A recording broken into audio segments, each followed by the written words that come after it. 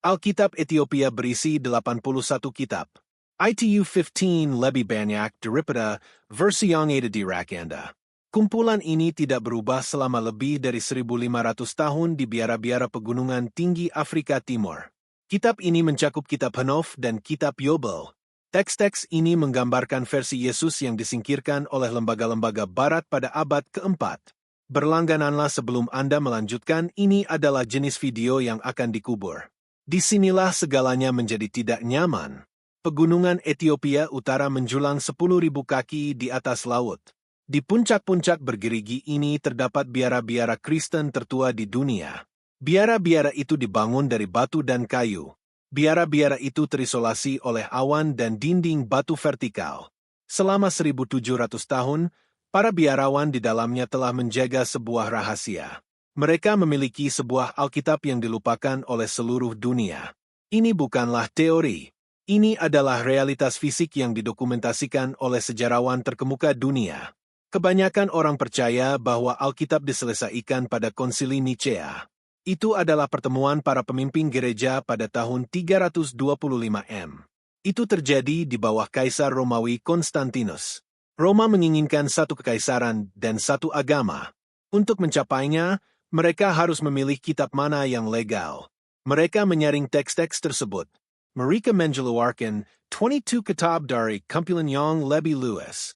Tetapi kekaisaran Romawi tidak pernah mencapai dataran tinggi Ethiopia. Pegunungan bertindak sebagai tembok api.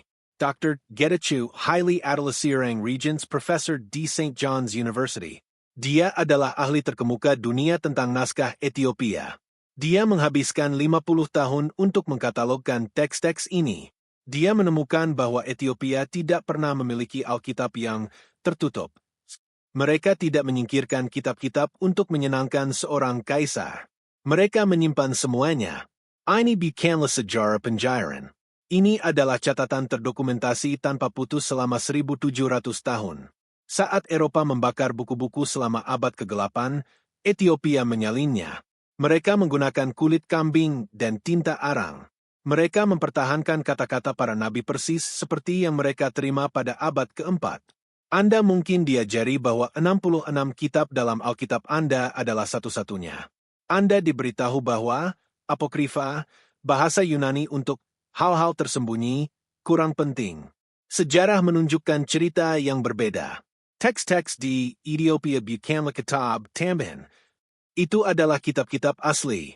Dunia Barat tidak menemukannya sampai baru-baru ini. Sekarang, fakta-fakta memaksa penulisan ulang besar-besaran sejarah Kristen. Kita melihat versi Yesus yang dihapus dari Barat. Alkitab Ethiopia telah dibacakan di gereja-gereja setiap minggu selama 1.700 tahun. Gereja Anda tidak pernah menyebutkannya. Sebelum kita melangkah lebih jauh, tuliskan jawaban Anda di kolom komentar sekarang juga. Apakah Anda tahu ini ada? Saya membaca setiap komentar. Dan yang satu ini akan memecah belah ruangan. Bayera Abba Garima, Museum Panis 2010. Seorang konservator Inggris bernama Lester Chapon mendaki jalan setapak yang curam menuju perbendaharaan. Dia di sini untuk memeriksa 2 buku. Itu adalah Injil Garima. Selama berabad-abad, para biarawan menceritakan sebuah kisah tentang teks-teks ini. Mereka mengatakan seorang biarawan bernama Abba Garima menulisnya dalam satu hari. Mereka mengatakan Tuhan menghentikan matahari agar tinta bisa mengering. Para cendekiawan Barat menertawakan legenda itu. Mereka menaksir buku-buku itu berasal dari abad ke-11. Mereka menganggap para biarawan salah selama 600 tahun. Chapon memasuki ruangan kecil yang gelap. Udaranya tipis dan kering. Dia melihat sampul kayunya terlebih dahulu. ITU berat dan retak. Di dalam, halaman-halaman perkamennya tebal. Tintanya gelap, warna-warna ilustrasinya masih cerah. Dia melihat potret keempat penginjil. Dia melihat burung dan bangga. Dia mengambil sampel kecil untuk penanggalan karbon. Ini adalah proses ilmiah yang digunakan untuk menentukan usia bahan organik. Dia mengirim sampel itu ke Universitas Oxford. Hasilnya keluar pada tahun 2013. Para cendekiawan tertegun. Halaman kulit kambing itu berasal dari antara tahun 330 dan 650 M. Ini menjadikan Injil Garima sebagai buku-buku Kristen bergambar tertua yang ada. Mereka lebih tua dari zaman Viking. Mereka lebih tua dari kebangkitan sebagian besar bangsa Eropa. Para biarawan tidak melebih-lebihkan. Mereka mengatakan yang sebenarnya selama 16 abad. Buku-buku ini sudah ada sebelum Gereja Katolik Roma bahkan menyelesaikan Vulgata Latin. Pikirkan tentang biarawan yang menulis baris-baris ini. Dia duduk di bangku kayu. Dia menggunakan pena bulu. Dia bekerja dengan cahaya lilin. Dia bukan bagian dari mesin politik Romawi. Dia tidak mencoba untuk mengkonsolidasikan kekuasaan untuk seorang raja. Dia hanya menyalin kata-kata dari seorang pria yang dia yakini sebagai putra Tuhan. Dia melakukan ini sementara seluruh dunia sedang berperang. Dia memperlakukan setiap huruf sebagai beban suci. Dia percaya dia melestarikan satu-satunya catatan sejati tentang Mesias. Mel Gibson menghabiskan waktu bertahun-tahun mempelajari asal-usul ini untuk proyeknya sendiri. Dia mencari kedegasan. Dia mencari detail yang dihaluskan oleh gereja modern. Dia menemukan bahwa tradisi Ethiopia membawa bobot yang berbeda. Itu membawa Yesus yang berbeda. Yesus ini bukanlah sosok yang jauh di jendela kaca patri. Dia adalah seorang revolusioner. Dia adalah seorang pria yang membicarakan hal-hal yang ditakuti oleh Kekaisaran Romawi. Penemuan di Abba Garima membuktikan satu hal. Catatan Ethiopia bukanlah tambahan yang terlambat. Itu adalah sumber utama. Itu adalah catatan saksi mata yang telah dilindungi dari suntingan sejarah. Sekarang, kita harus melihat apa yang sebenarnya tertulis pada halaman-halaman kuno itu. Isi buku-buku ini tidak hanya menambah informasi.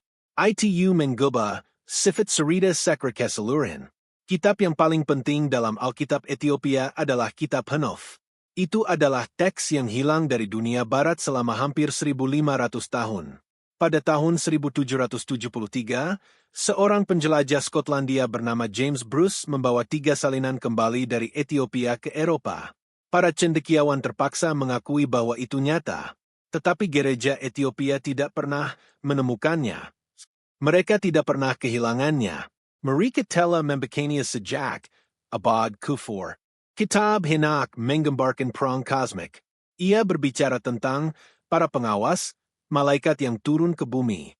Mereka tidak hanya mengamati. Mereka ikut campur. Mereka mengajari manusia pengerjaan logam, tata rias, dan pergerakan bintang-bintang.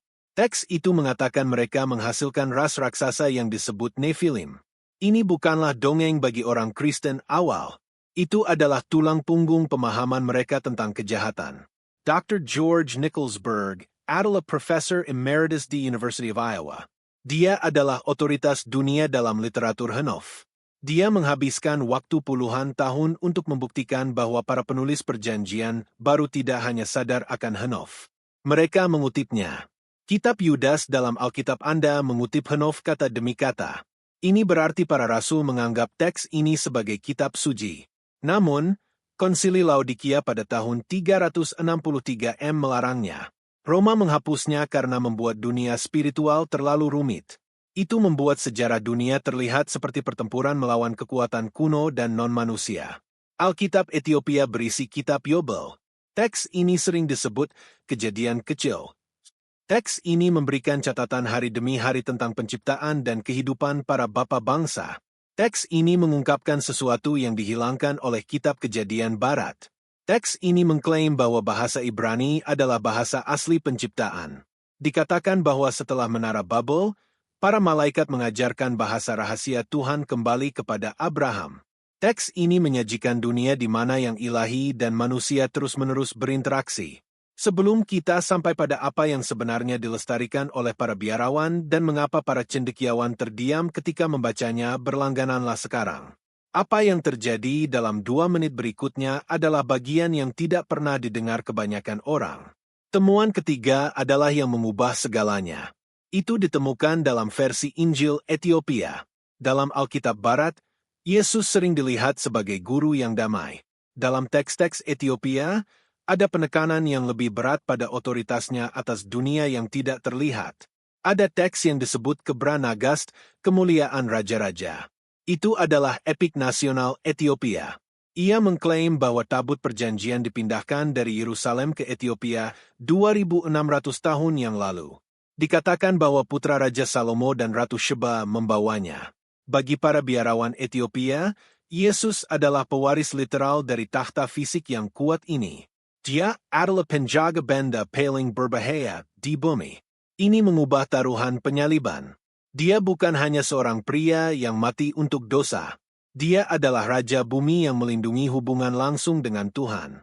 Profesor Tedros Abraha di Institut Kepausan Oriental di Roma telah menghabiskan 30 tahun mempelajari naskah-naskah ini. Dia menyatakan bahwa tradisi Ethiopia tidak memisahkan fisik dari spiritual. Di Barat, kita memiliki agama pada hari Minggu dan kehidupan pada hari Senin. Dalam Alkitab Ethiopia, keduanya adalah sama. Teks tersebut menggambarkan dunia di mana perang spiritual sedang terjadi sekarang.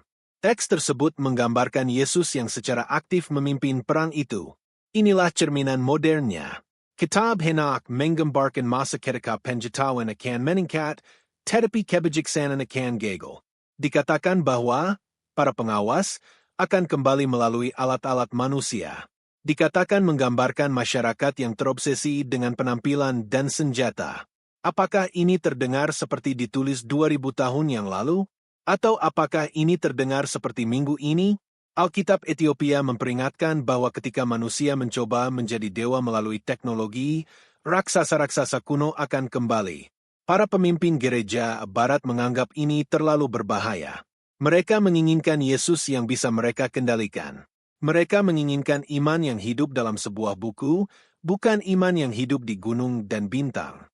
Mereka memilih 66 kitab yang membuat orang tetap diam. Mereka meninggalkan kitab-kitab yang membuat orang kuat. Dan kemudian muncullah bagian yang tidak diduga siapapun. Itu adalah baris dari Clementine Ethiopia. Bunyinya, kebenaran akan disembunyikan di dalam debu sampai saat emas menjadi tidak berharga. Para cendekiawan sekarang menyadari bahwa debu mengacu pada biara-biara ini sendiri. Saatnya adalah sekarang. Apa yang berikutnya lebih sulit untuk diabaikan. Para biarawan Ethiopia tidak menyebut buku-buku mereka sejarah. Mereka menyebutnya kehidupan. Selama 17 abad, orang-orang ini hidup dalam keheningan untuk melindungi kata-kata ini. Mereka tidak memiliki listrik. Mereka tidak memiliki internet. Mereka tidur di lantai batu. Mereka melakukan ini karena mereka percaya dunia luar sedang hanyut. Mereka percaya bahwa jika kata-kata itu hilang, hubungan dengan yang ilahi akan putus. Anda telah merasakan ini. Kebanyakan orang telah merasakan kesenjangan antara iman yang diberikan kepada mereka dan iman yang sebenarnya mereka bawa. Anda diberitahu bahwa kebenaran itu sederhana. Anda diberitahu bahwa semuanya terkandung dalam satu volume tipis. Tetapi di saat-saat hening Anda merasakan ada lebih banyak. Anda merasa bahwa ceritanya lebih besar, lebih tua, dan lebih kompleks daripada yang Anda dengar dari mimbar. Perasaan itu bukanlah suatu kesalahan. Itu adalah resonansi dari apa yang dihilangkan. Ketika Roma menyunting Alkitab, mereka melakukan lebih dari sekadar menghilangkan tinta. Mereka menghilangkan misteri. Mereka menukar cakupan perang kosmik yang luas dan menakutkan dengan seperangkat aturan. Mereka membuat yang ilahi dapat dikelola. Tetapi jiwa manusia tidak menginginkan Tuhan yang dapat dikelola. Ia menginginkan kebenaran, tidak peduli seberapa beratnya. Para biarawan Ethiopia percaya bahwa mereka tidak hanya membaca buku. Mereka percaya mereka memegang cahaya untuk kita semua. Mereka telah menunggu melalui naik turunnya kerajaan. Mereka menunggu melalui kedatangan mesin cetak dan kelahiran era digital. Mereka tahu suatu saat akan tiba ketika dunia akan bosan dengan jawaban-jawaban dangkal. Mereka menyimpan jawaban-jawaban mendalam di tempat-tempat tinggi. Kebanyakan orang telah merasakan beban hidup di dunia yang terasa kosong secara spiritual. Jika ini terasa tepat bagi Anda jika Anda merasa bahwa versi resmi, sejarah kehilangan bagian dari cerita Anda sendiri, Anda tidak sendirian. Dan Anda tidak salah jika mempertanyakannya. Tinggalkan komentar. Katakan di mana posisi Anda dengan ini. Renungkan sejenak. Kebenaran tidak pernah hilang. Itu hanya dipindahkan keluar jangkauan. Itu disimpan di tempat di mana ia tidak dapat disunting oleh mereka yang ingin menguasai Anda. Sekarang, kita harus melihat mengapa orang-orang yang berkuasa sangat takut pada halaman-halaman spesifik ini. Mereka memiliki 3 alasan spesifik untuk menyimpan buku-buku ini dari pandangan Anda. Roma tidak menyingkirkan buku-buku ini karena palsu. Mereka menyingkirkannya karena secara politis tidak dapat dipertahankan. Pada abad keempat, Kekaisaran Romawi terpecah. Konstantinus membutuhkan agama yang berfungsi sebagai perekat bagi negara.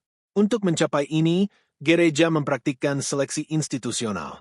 Mereka memilih teks yang mendukung hierarki yang jelas. Alasan pertama untuk pengecualian itu adalah asal-usul kejahatan. Kitab Henof menyalahkan penderitaan manusia pada makhluk surgawi yang korup. Ini adalah masalah bagi gereja negara yang sedang berkembang.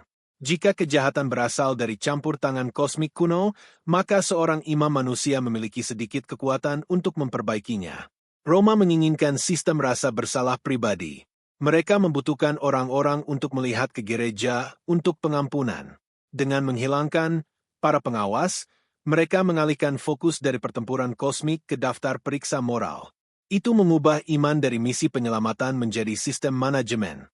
Alasan kedua adalah sifat desentralisasi dari teks-teks Ethiopia.